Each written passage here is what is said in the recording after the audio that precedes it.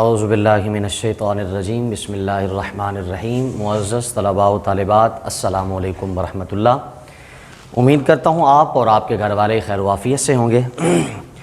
عزیز طلباء، آج second year Urdu سال دوم کا لیکچر نمبر 12 ہم پڑھنے جا رہے ہیں، جو کہ تشکیل پاکستان صفحہ نمبر 11 پر موجود ہے۔ پیج نمبر 11 کا دوسرا پیراگراف یہاں سے آج ہم نے اسٹارٹ کرنا ہے۔ بک اپنے سامنے آپ کھول کر رکھیں گے اور ہاتھ میں بال پین یا انک پین کچھ بھی لکھنے کے لیے آپ کے پاس موجود ہو، تاکہ مشکل الفاظ کے معنی آپ ساتھ ساتھ اور دیگر کوئی توضیحات جو میں نے وائٹ بورڈ پر لکھی ہیں وہ آپ اپنے رجسٹرڈ کاپی یا اپنی بک پر نوٹ کر سکیں۔ سب سے پہلے سابقہ روایت کے مطابق مشکل الفاظ کے معنی یہاں پر درج کر دیے گئے ہیں۔ ایک مرتبہ میں اس کی ریڈنگ کر دیتا ہوں اور اس کو آپ ذہن نشین کریں، اپنی بک پر نوٹ کریں۔ تاریخ بیداری یہ لفظ ہے اور اس کا معنی ہے حقوق کے لیے جگانے کی تیاری۔ برقی روح دوڑنا،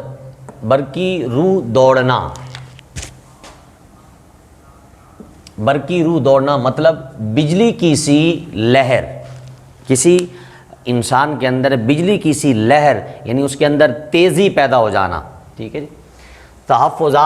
تحفظ کی جمع حفاظت کرنا اس کا معنی ہے۔ مراعات رعایت کی جمع ہے رعایت کرنا، رعایت برتنا۔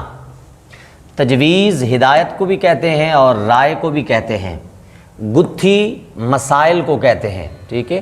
گتھی سلجھنا مطلب مسائل کا حل ہونا۔ رونما کا مطلب ظاہر، مناقشات کا مطلب جھگڑے، ٹھیک ہے۔ مناقشت واحد اس کا آتا ہے۔ یکساں کا معنی ہوتا ہے برابر۔ معرض التوا ملتوی یا دیر کرنا۔ فسادات فساد کی جمع لڑائی۔ تہتیغ قتل کرنا۔ آفرین تغیر قابل فخر تبدیلی۔ امر کام کو کہتے ہیں۔ نصب العین اصل مقصد۔ مطلق العنان خود مختار، ٹھیک ہے۔ اسی طرح عزیز طلباء انکسار کا معنی عاجزی اور مساوات کا معنی ہوتا ہے برابری۔ یہ تھے آپ کے آج کے لیکچر نمبر 12 کے مشکل الفاظ کے معنی۔ اب آپ اپنی بک پر نظر کریں گے اور صفحہ نمبر 11 کا دوسرا پیراگراف ہم پڑھنے جا رہے ہیں۔ میں سب سے پہلے ریڈنگ کرتا ہوں اور ساتھ ساتھ اگر کوئی توضیحات ہیں تو وہ بھی میں آپ کو تشریحات اور وضاحت کرتا چلا جاؤں گا۔ اکتوبر 1937 میں لکھنؤ میں آل انڈیا مسلم لیگ کے 25ویں سالانہ اجلاس سے اسلامی ہند کی تاریخ بیداری کا ایک نیا دور شروع ہوا۔ جی عزیز طلباء، اسلامی ہند کی تاریخ بیداری کا نیا دور کب شروع ہوا؟ معروضی سوال، تو جواب کیا ہوگا؟ 1937 کو، یا اسی طرح یہ بھی بن سکتا ہے اس کا جواب کہ 25ویں سالانہ اجلاس، آل انڈیا مسلم لیگ کے 25ویں سالانہ اجلاس کے موقع پر۔ چنانچہ 23 مارچ 1940 کو مسلم لیگ نے لاہور میں پاکستان کی قرارداد منظور کی۔ معروضی سوال، مسلم لیگ نے لاہور میں پاکستان کی قرارداد کب منظور کی؟ تو کیا جواب ہوگا؟ 1940، 23 مارچ 1940۔ یا اسی طرح 23 مارچ 1940 کو مسلم لیگ نے پاکستان کے حق میں قرارداد کہاں منظور کی؟ تو اس کا جواب ہوگا لاہور میں۔ یعنی مسلمانان ہند کے لیے ہندوستان کے ایک حصے میں ایک خود مختار حکومت اور ایک جدا گانہ آزاد و وطن کے قیام کا شاندار منصوبہ باندھا۔ اس سے مسلمان قوم میں زندگی کی ایک برقی روح دوڑ گئی۔ یعنی یہ اتنا شاندار منصوبہ تھا کہ قرارداد کا پاس ہو جانا لاہور کے اندر پاکستان کے حق میں، کہ گویا کہ عوام الناس اور پاکستان کی چاہت رکھنے والے، آزادی کا ایک ولولہ اور ایک امنگ رکھنے والوں کی زندگیوں میں ایک بجلی کی سی لہر دوڑ گئی کہ آج ہم اس ڈگر پر چل پڑے ہیں، اس راستے کا انتخاب اپنے قائدین کے ساتھ مل کر کر چکے ہیں کہ جس کا نتیجہ، اس کا اینڈ یہ ہوگا کہ ہمیں آزاد وطن مل جائے گا جہاں ہم کھلم کھلے اللہ پاک کی عبادت کر سکیں گے، حقوق اللہ، حقوق العباد کو بجا لا سکیں گے، مساجد مدارس بنا سکیں گے، درگاہوں کو آباد کر سکیں گے۔ علی ھذا القیاس کہ ہر وہ کام ہم آزادانہ کر سکیں گے کہ جس کام کے کرنے کا ہمیں اللہ اور اس کے رسول صلی اللہ علیہ وآلہ وسلم نے کرنے کا حکم دیا۔ برِ صغیر کے مسلمانوں کی زندگیوں میں ایک انقلابی لہر دوڑ پڑی۔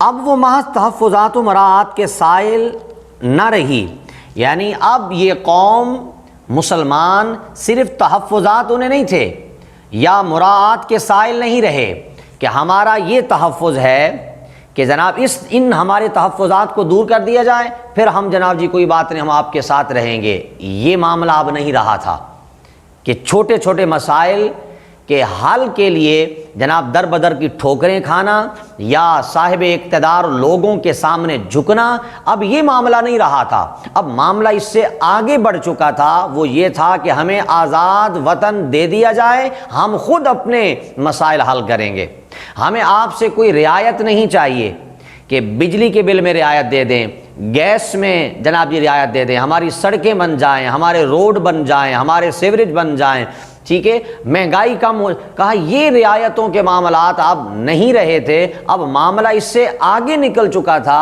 اور اس معاملے کا نام تھا کہ پاکستان کی تشکیل، پاکستان کا بن جانا۔ اب اس ڈگر پر قوم آ چکی تھی، چھوٹے موٹے معاملات کی حل کا مطالبہ ان کا نہیں رہا تھا۔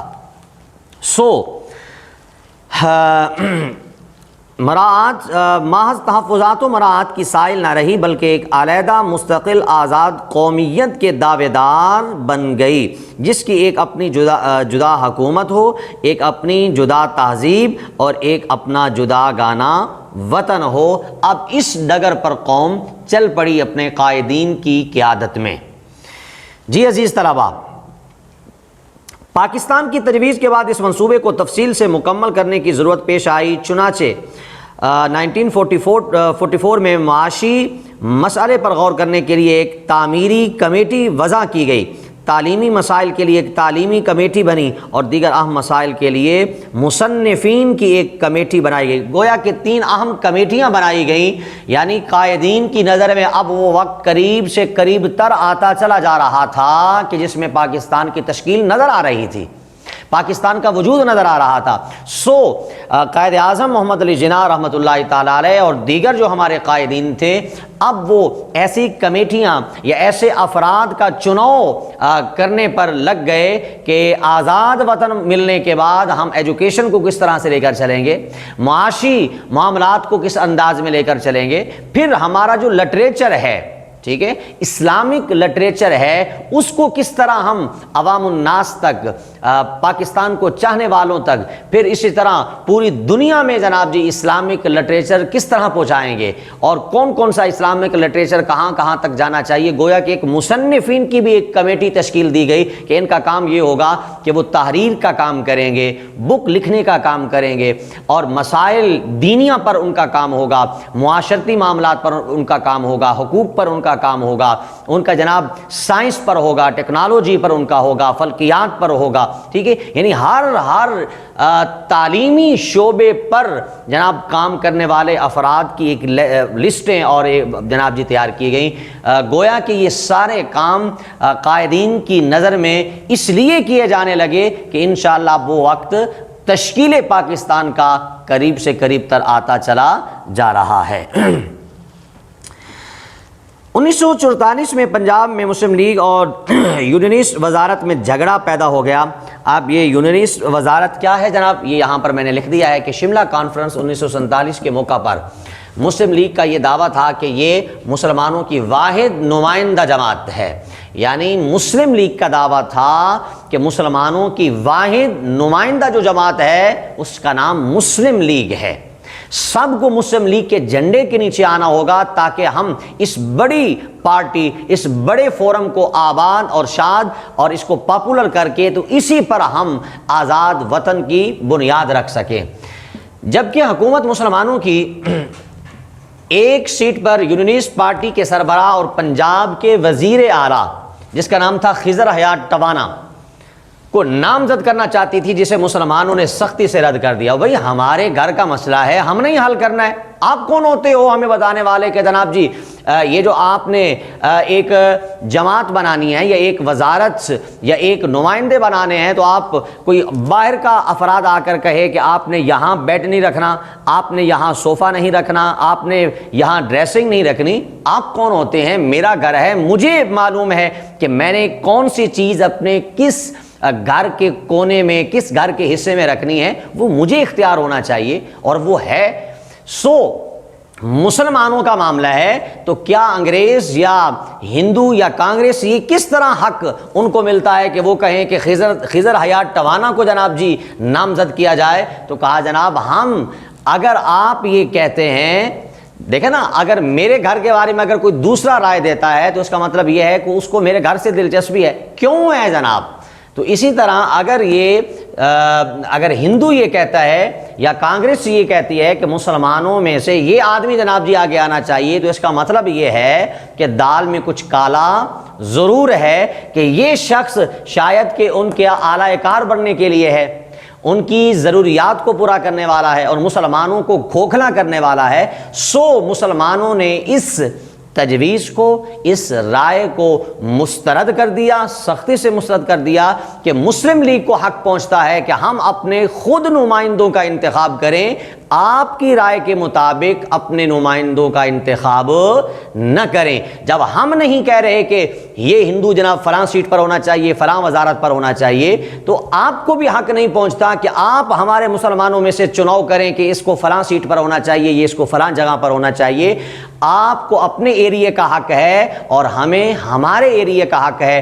ہم آپ کو کوئی رائے اور تجویز سختی سے نہیں دے سکتے، آپ ہمیں کوئی تجویز اور رائے زبردستی نہیں دے سکتے۔ تو یہ ہے یونینسٹ، یہاں پر لفظ تھا تو میں نے اس کی وضاحت یہاں پر آپ کے سامنے لکھ دی۔ جھگڑا پیدا ہو گیا اور بمبئی میں گاندھی اور جناح کی ملاقات ہوئی مگر ناکام رہی۔ گویا کہ گاندھی اور قائد اعظم محمد علی جناح کی اسی ایجنڈے پر ملاقات ہوئی کہ جناب خضر حیات ٹوانا کو آگے لایا جائے، تو قائد اعظم محمد علی جناح نے اس جناب جی رائے کو مسترد کر دیا کہ ہم آپ کی اس رائے کو تسلیم نہیں کرتے۔ 1945 میں شملہ کانفرنس میں کانگریس اور لیگ کو پھر اکٹھا بلایا گیا مگر کچھ نتیجہ نہ نکلا۔ آخر حکومت ہند نے نئے انتخابات کا اعلان کیا اور کہا کہ برطانوی مزدور حکومت یعنی لیبر پارٹی کے پیش نظر ہندوستان کو خود اختیاری حکومت دینا ہے۔ گویا کہ جناب جب یہ ملاقاتیں ہوئیں، یہ معاملات، جھگڑے فسادات شروع ہوئے، تو بالآخر برطانیہ کو سرنڈر ہونا پڑا اور انہوں نے کہا کہ انتخابات کے ذریعے جناب جی ان دونوں پارٹیوں کا جہاں جہاں اقتدار بنتا ہے تو وہ ایریا جناب ان کو دے دیا جائے گا۔ نئے انتخابات میں جو 1945 اور 46 کے موسم سرما اور بہار میں ہوئے، ہندوؤں میں کانگریس اور مسلمانوں میں مسلم لیگ پورے طور پر کامیاب ہوئی۔ اتنے میں برطانوی حکومت نے 1946 میں پہلے ایک وفد کو اور پھر ایک وزارتی مشن کو ہندوستان بھیجا تاکہ یہاں کی سیاسی گتھی کو سلجھایا جائے، سیاسی مسائل کو حل کیا جائے۔ مشن نے ہندوستان کی حکومت کے لیے ایک نئی اسکیم پیش کی، لیکن مشن کی کانگریس نواز پالیسی سے ناراض ہو کر مسلم لیگ نے اس اسکیم کو ٹھکرا دیا اور گو آخر کار وہ بھی مرکز کی عارضی حکومت میں شریک ہو گئی۔ لیکن ادھر نہ صرف کانگریس اور لیگ میں بات پر اختلاف رونما ہوئے، بلکہ ملک بھر میں جا بجا ہندو مسلمانوں میں شدید فرقہ وارانہ مناقشات یعنی جھگڑے اور فسادات برپا ہو گئے۔ کانگریس نے مسلم لیگ سے باعزت سمجھوتا کرنے سے انکار کر دیا، یعنی کانگریس ہر اس وقت کو اور ہر اس معاملے کو کیش کرنے پر تلی ہوئی تھی کہ جس میں مسلمانوں کو مارا جائے، مسلمانوں کو ذلیل و رسوا کیا جائے اور مسلمانوں کو ایسا ایک ملک کی بنیاد بنا کر دی جائے کہ یہ فوراً کچھ عرصہ بعد یہ پھر انڈیا کے ساتھ الحاق کرنے پر تیار ہو جائیں۔ تو ایسے راستے وہ ڈھونڈنے لگے اور ایسی ڈگر پر چلنے لگے اور مسلمانوں کے لیے جا بجا مشکلات کھڑی کرنے لگے۔ برطانوی حکومت نے پہلے یہ اعلان کیا کہ وہ کسی ایسے دستور کو ملک میں نافذ نہیں کرے گی جس پر دونوں بڑی جماعتوں کا اتفاق رائے نہ ہو، اور پھر فروری 1947 میں یہ فیصلہ کیا کہ برطانیہ جو 1948 تک ہندوستان کو خالی کر دے گا۔ جی برطانیہ نے کب ہندوستان کو خالی کرنے کا اعلان کیا؟ تو جواب ہوگا 1948۔ جنوری 1947 میں پنجاب میں مسلم لیگ کی ایک زبردست تحریک اٹھی جس میں مردوں اور عورتوں نے یکساں حصہ لیا، برابر حصہ لیا، اور جو صرف ایک ماہ جاری رہ کر بہت نتیجہ خیز ثابت ہوئی۔ جی جناب، برطانوی حکومت اس سے متاثر ہوئی اور اسے یقین ہو گیا کہ اسلامیان ہند کے قومی مطالبے کو اب دیر تک معرض التوا میں نہیں رکھا جا سکتا۔ مسلمانوں کے مطالبے کو بہت دیر تک لیٹ نہیں کیا جا سکتا، ملتوی نہیں کیا جا سکتا، یہ برطانیہ کو یقین ہو گیا۔ ادھر پاکستان کے مخالفین نے ملک بھر میں فرقہ وارانہ فسادات کا سلسلہ شروع کر دیا جو آخر سال تک جاری رہا۔ یعنی کانگریس یہ چاہتی تھی کہ کسی نہ کسی طریقہ کار کو اپنا کر اس معاملے کو لیٹ کر دیا جائے کہ یہ تقسیم کا عمل معرض وجود میں نہ آ جائے۔ وہ ہر حربے کو وہ فسادات کے ذریعے، جھگڑوں کے ذریعے، فرقہ وارانہ پالیسیوں کے ذریعے وہ کوشش کانگریس کر رہی تھی کہ یہ ٹل جائے معاملہ آزادی کا اور تقسیم کا، یہ بر صغیر رہے اور ہماری جس طرح یہاں حکومت چل رہی ہے، منمانیاں چل رہی ہیں اور ایک سوار ہم مسلمانوں پر ہوتے چلے جا رہے ہیں، اور ہماری اجارہ داری جس طرح قائم ہے انگریز کے ساتھ مل کر یا سکھوں کے ساتھ مل کر، تو یہ جاری و ساری رہے۔ وہ ہر طریقہ کار کو اپنانے کے لیے کانگریس تیار تھی کہ جس طریقہ کار کو اپنا کر بر صغیر کی تقسیم نہ ہو سکے۔ جی عزیز طلباء، کا سلسلہ شروع کر دیا جو آخر سال تک جاری رہا اور جس کے ضمن میں ایک منظم سازش کے تحت 8-10 لاکھ بے گناہ مسلمانوں کو بے رحمی سے تحقیق کر دیا گیا۔ انا للہ و انا الیہ راجعون۔ 8-10 لاکھ عزیز طلبہ، بڑی ہوش ربا یہ حقائق ہیں کہ 8-10 لاکھ مسلمانوں نے قربانی دی۔ کس کے لیے؟ پاکستان کی تشکیل کے لیے، پاکستان کی بناوٹ کے لیے۔ آج ہم جناب اسی پاکستان کے خلاف کچھ لوگ سازشیں کرتے ہیں، کچھ لوگ پاکستان کو گرانے کی، پاکستان کو کمزور کرنے کی باتیں کرتے ہیں، تو کیا مجھے بتائیں کہ وہ 8-10 لاکھ جب بروز قیامت ہمارے سامنے کھڑے ہوں گے اور پوچھیں گے کہ ہم نے یہ قربانی اس لیے تو نہیں دی تھی کہ پاکستان کو تم کمزور کر دو، پاکستان کی دھرتی کو جناب جی بدنام کر دو، ٹھیک ہے؟ تو یہ وہ لوگ پوچھیں گے۔ ان 8-10 لاکھ میں مرد بھی تھے، خواتین بھی تھیں، علماء بھی تھے، وکلاء بھی تھے، تاجر بھی تھے، مزدور بھی تھے، ہر مکتبہ فکر اور ہر قسم کے لوگ، عوام اور خاص، سارے اس کے اندر شامل تھے۔ تو عزیز طلباء و طالبات، اس ملک کی قدر کریں۔ یہ ملک ہمیں پلیٹ میں رکھ کر نہیں دیا گیا بلکہ بڑی تگ و دو کے بعد اس کو حاصل کیا گیا۔ جی عزیز طلباء، اسی دوران میں برطانیہ نے 3 جون کو ہندوستان اور پاکستان کی آزادی کے متعلق اپنا نیا منصوبہ شائع کیا، جس کے مطابق 15 اگست 1947 کو دونوں ملکوں میں 2 علیحدہ خود مختار حکومتیں قائم ہو گئیں۔ یوں اسلامی ہند کے 10 کروڑ فرزندان توحید کی تنظیم اور قربانیاں پھل لائیں اور مشرقی اور مغربی ہند میں مشرقی اور مغربی پاکستان کی بنیاد پڑی۔ جی پاکستان کی بنیاد کہاں پڑی؟ مشرقی اور مغربی حصے میں پاکستان کی بنیاد پڑی۔ جی عزیز طلباء، پاکستان کے قیام سے نہ صرف ہندوستان کے برے عظیم اور ایشیا میں بلکہ ساری اسلامی دنیا میں ایک ایسا قوت آفرین تغیر رونما ہو گیا، قابل فخر تبدیلی رونما ہو گئی، جس کے غیر معمولی نتائج کا دنیا ابھی صحیح طور پر اندازہ نہیں کر سکی۔ یعنی جس خطہ ارض پر پاکستان بنا ہے، یہ پاکستان کا وجود تمام اسلامی ممالک کے لیے قابل فخر ہے، قابل ستائش ہے، قابل تعریف ہے اور ان کے مسائل کو حل کرنے کے لیے اور ان کے لیے مفید ہے، لیکن ابھی تک ان دیگر اسلامی ممالک کو شاید ابھی پاکستان کا احساس نہیں ہوا، وقت آنے پر انشاءاللہ ضرور ہوگا۔ ادھر یہ امر پاکستان کی ملت اسلامیہ پر روز بروز واضح ہو رہا ہے کہ اگر اسے اپنی اور دنیا کی طرف اپنا اسلامی اور انسانی فرض ادا کرنا ہے تو پاکستان کی حکومت لازمی طور پر اسلامی جمہوریت کے ترقی پرور اصولوں پر قائم ہوگی، جس میں مسلم اور غیر مسلم دونوں سے مساوی سلوک کیا جائے گا۔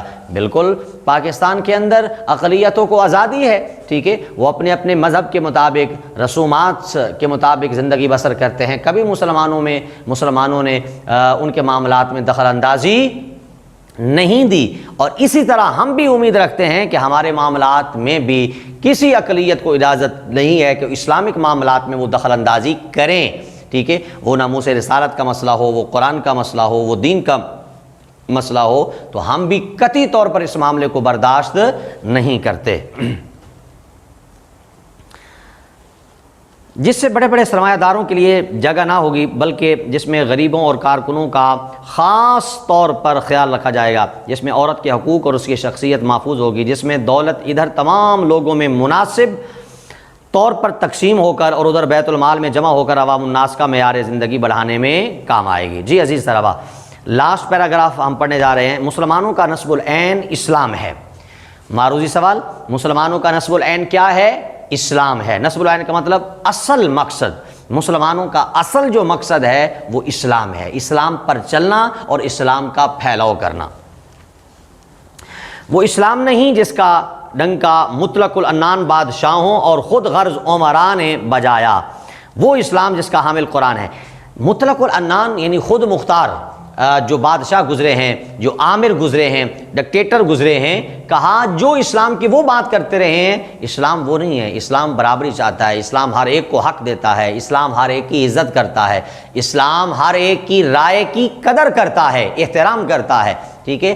اور جو ڈکٹیٹرشپ ہوتی ہے اس میں یہ چیز نہیں ہوتی کہ جناب کسی کی رائے کی اہمیت، بلکہ وہ بادشاہ اپنے آپ کو حرف آخر سمجھتا تھا، جس طرح اپنے جناب جی پیچھے پڑھ رکھا ہے پہلے سبق میں، عمر بن عبدالعزیز والے سبق میں، کہ بنی امیہ کے خاندان میں جو 14 خلفاء گزرے ہیں تو ان میں سے اکثر یہی تھے جو اپنی رائے کو حتمی سمجھتے تھے، اپنی رائے کو آخری رائے سمجھتے تھے، اپنی رائے پر کسی کی رائے کو جناب جی غالب نہیں آنے دیتے تھے، بلکہ جو رائے دیتا تھا وہ سزاوار کہلاتا تھا، اسے پنش اور اسے سزا ملتی تھی۔ تو یہ طریقہ کار اسلام ناپسند جانتا ہے، اس کو رد کرتا ہے، ریجیکٹ اور مسترد کرتا ہے۔ اسلام ہر ایک کو اپنی رائے دینے کا حق دیتا ہے۔ اب وہ بادشاہ وقت یا علماء یا حکماء کوئی بھی ہیں، اس رائے کو پھر اسلامک اصولوں پر جناب جی اس کو دیکھتے ہیں، اس کو چیک کرتے ہیں، اگر قابل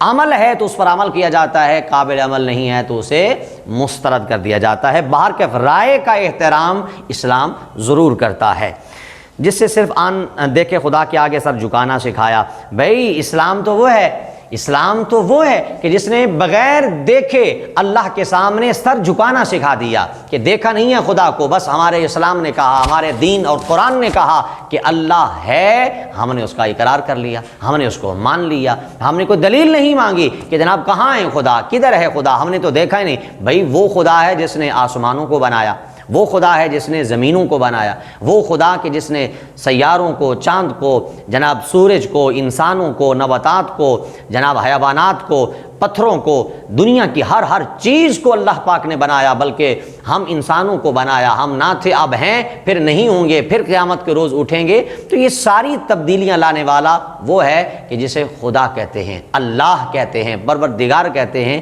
یہ کس نے ہمیں بتایا کہ بغیر دیکھے بھی اللہ کو ماننا ہے؟ اس کا نام ہے اسلام، اس کا نام ہے دین، اس کا نام ہے قرآن، کہ بغیر دیکھے بھی اللہ پر ایمان لانا ہمیں سکھایا۔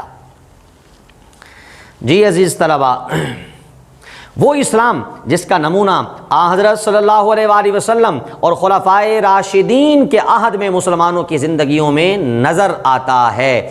خلفائے راشدین 4 خلفاء کو کہتے ہیں۔ پہلے خلیفہ حضرت ابوبکر صدیق، دوسرے خلیفہ حضرت عمر فاروق بن خطاب رضی اللہ تعالیٰ عنہ، اور 3rd خلیفہ حضرت عثمان غنی رضی اللہ تعالیٰ عنہ اور فورتھ خلیفہ حضرت علی المرتضیٰ شیر خدا رضی اللہ تعالیٰ عنہ، ان 4 خلفاء کو خلفائے راشدین کہتے ہیں۔ بعض روایات کے مطابق امام حسن مجتبیٰ رضی اللہ تعالیٰ عنہ کو بھی ان خلفائے راشدین میں شامل کیا جاتا ہے، لیکن صحیح روایت کے مطابق یہ 4 خلفائے راشدین کو خلفائے راشدین کہا جاتا ہے۔ تو مصنف کہتے ہیں کہ جناب اس کا نمونہ اللہ تعالیٰ کو ایک ماننے کا وہ حضرت صلی اللہ علیہ وآلہ وسلم کی سیرت سے بھی دیکھا جا سکتا ہے، اور خلفائے راشدین کے عمل، خلفائے راشدین کی زندگیوں میں اور ان کے دور اقتدار میں بھی بأحسن خوبی دیکھا جا سکتا ہے۔ بتوں کو توڑوایا اسی لیے، ایک خدا کی طرف بلایا اسی لیے، ٹھیک ہے، اور بچڑے کی پوجا کرنے والوں کا، جناب جی پتھروں کی پوجا کرنے والوں کا، اور اسی طرح چاند اور سورج کی پوجا کرنے والوں کا انکار نہ صرف کیا بلکہ ان کا کلا کما کیا۔ یہ سارے دلائل ہیں اس بات کے کہ خلفائے راشدین کی زندگی ہو یا حضرت صلی اللہ علیہ وآلہ وسلم کی زندگی ہو، ان سب کی زندگیوں میں یہی نظر آتا ہے کہ اسلام بن دیکھے ایک خدا پر ایمان لانے کا نہ صرف اقرار کرتا ہے بلکہ اس پر اپنے ماننے والوں کو چلنے پر بھی مجبور کرتا ہے۔ وہ سچائی، وہ دلیری، وہ خود اعتمادی، وہ انکسار یعنی عاجزی، امن پسندی اور محنت پسندی، اور وہ صبر و تقوی، وہ مسلم وغیرہ مسلم سب کی خدمت، سب کے حقوق کا تحفظ، سب سے رواداری اور محبت یہ ہے کہ پاکستان کے مسلمانوں کا نصب العین ہے، یعنی مساوات پاکستان کا نصب العین اصل مقصد۔ اسی طرح عاجزی اور انکساری کے ساتھ ہر ایک اپنے اپنے دائرہ کار میں زندگی گزارے، پاکستان کا اور اسلام کا نصب العین۔ اسی طرح مسلم اور غیر مسلم کو برابر ایکول حقوق دینا، یہ جناب جی کیا ہے کہ پاکستان کا بھی نصب العین ہے اور اسلام کا بھی نصب العین ہے۔ یہ ہے پاکستان کے مسلمانوں کا نصب العین۔ ہمارے قومی شاعر علامہ محمد اقبال رحمۃ اللہ تعالی علیہ نے بڑے خوبصورت انداز میں اسی بات کو بیان کیا، اور وہ کہتے ہیں کہ پرے ہے چرخ نیلی فام سے منزل مسلمان کی، ستارے جس کی گرد راہ ہوں وہ کارواں تو ہے۔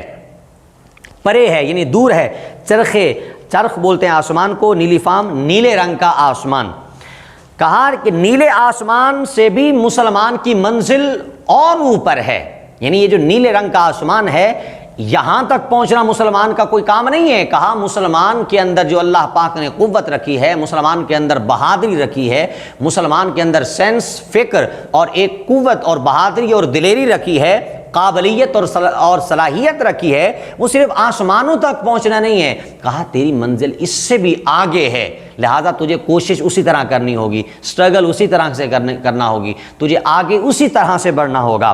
ستارے جس کی گرد راہ ہوں، گرد راہ راستے کا غبار، وہ کارواں یعنی وہ قافلہ تو ہے، کہا جس کے راستے کا غبار ستارے ہوں، یعنی جب انسان ستاروں تک پہنچے گا تو ستارے قدموں کے نیچے رہ جائیں گے نا۔ اقبال کہتے ہیں کہ جس کے قدموں کے نیچے ستارے آ جائیں گے یا رہ جائیں گے وہ کوئی اور شخص نہیں ہے، وہ کوئی اور قافلہ نہیں ہے، وہ قافلہ مسلم ہے، وہ قافلہ توحید کا پرچار کرنے والا ہے، وہ قافلہ رسول اللہ صلی اللہ علیہ وسلم کو خاتم النبیین ماننے والا یعنی مسلمان کا قافلہ ہے کہ جس کی گرد راہ ستارے بنتے ہیں جو کہ آسمان پر موجود ہیں۔ یعنی اسلام اپنا قومی شاعر علامہ محمد اقبال رحمۃ اللہ تعالی علیہ مسلمان کا جو ایک مشن ہونا چاہیے، مسلمان کے اندر جو چھپی صلاحیتیں ہیں ان کو اجاگر کر کے مسلمان کو بتانا چاہتے ہیں کہ مسلمان شاید کہ تیرے علم میں نہیں ہے کہ تو کیا ہے،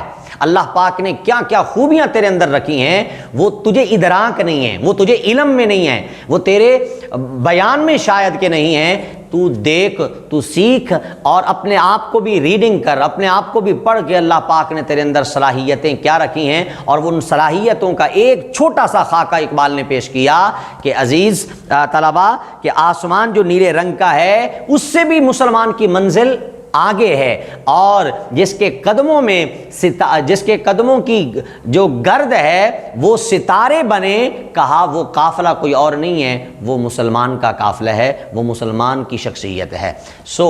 مسلمان کو ان منازل کو پہنچنے کے لیے، ان منازل کو پانے کے لیے ہمیشہ وہ کوشش کرے، ہمیشہ وہ آگے بڑھے، محنت کرے، تو پھر انشاءاللہ کوئی کام اس کے لیے مشکل نہیں رہے گا۔